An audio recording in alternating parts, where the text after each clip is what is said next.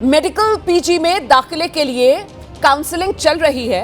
2 दौर की काउंसलिंग हो चुकी है, लेकिन देश में नीट पीजी कोर्स के लिए जितनी सीटें हैं वो भर नहीं पाई हैं और ऐसे में बड़ी खबर ये आ रही है कि सीट नहीं भर पाने की वजह से कट ऑफ बेहद कम कर दी गई है। अब -40 नंबर लाने वाला एमबीबीएस छात्र भी पीजी में दाखिला ले सकता है, मतलब स्पेशलिस्ट डॉक्टर बन सकता है।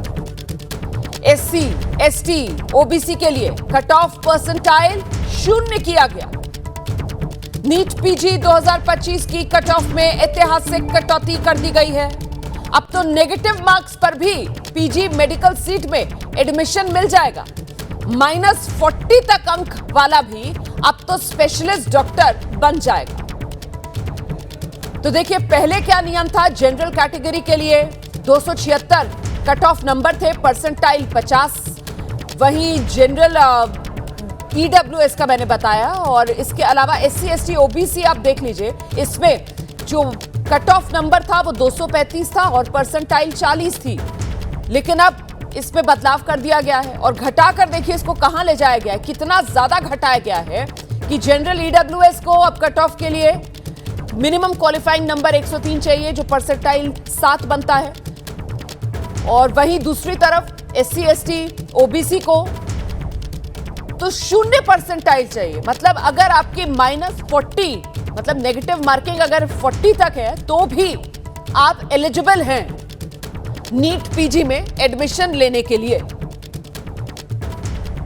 सीधे आपको लेकर चलेंगे, हमारे साथ हमारे सहयोगी वरुण भसीन इस वक्त मौजूद हैं और जरा जानते हैं वरुण भसीन से कि ये मेरिट से जिस तरीके का खिलवाड़ किया गया है, इसके पीछे सबसे बड़ी वजह क्या बताई जा रही है? क्या प्राइवेट कॉलेजेस खासतौर से और वहां पर जो रिजर्व सीट्स थी वो खाली रह जाती थी, इसी वजह से ये कट ऑफ इतना कम कर दिया गया है?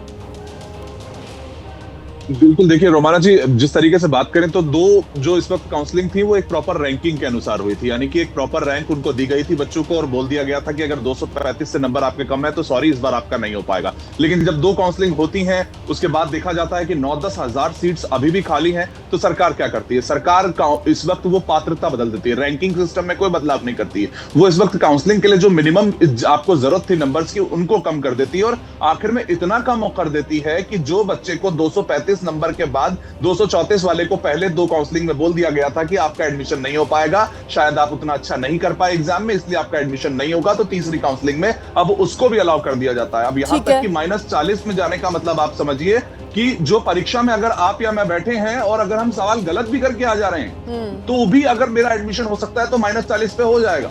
यानी कि मैं बहुत ज्यादा गंदा नहीं करूंगा तब भी मेरा एडमिशन हो रहा है। सरकार का ये कहना था 9-10 हजार सीट्स खाली है, हम एडमिशन दे देंगे। लेकिन क्या एडमिशन ऐसे मिलेगा कि अगर आप अच्छा नहीं कर पा रहे हैं, आप कुछ गलत भी करके आ रहे हैं, तो आप उस जगह पर एडमिशन ले पाएंगे? सवाल यही सबसे बड़ा खड़ा होता है कि ऐसा क्या इस वक्त जरूरत आन पड़ी कि यहां पर जो नेगेटिव मार्किंग का भी व्यक्ति अगर नंबर ला रहा है उसको भी आप वहां पर बैठाकर स्पेशलाइजेशन के लिए इस वक्त दाखिला दे रहे हैं। सरकार कहती है कि एमबीबीएस वो पहले ही कर चुके हैं, वो पोस्ट ग्रेजुएशन के लिए जा रहे हैं। लेकिन क्या इस तरह से ये जो पूरा इंफ्रास्ट्रक्चर कितना कमजोर है वो दिखाता है कि -40 वाला व्यक्ति भी किस तरह से एडमिशन अब पा सकेगा। बिल्कुल देखना दिलचस्प होगा कि ये मामला आगे किस रूप में गरमाएगा, क्योंकि सीधे सीधे मेरिट के साथ ये खिलवाड़ का मामला फिलहाल नजर आ रहा है। बहुत शुक्रिया आपका वरुण इस तमाम जानकारी के लिए।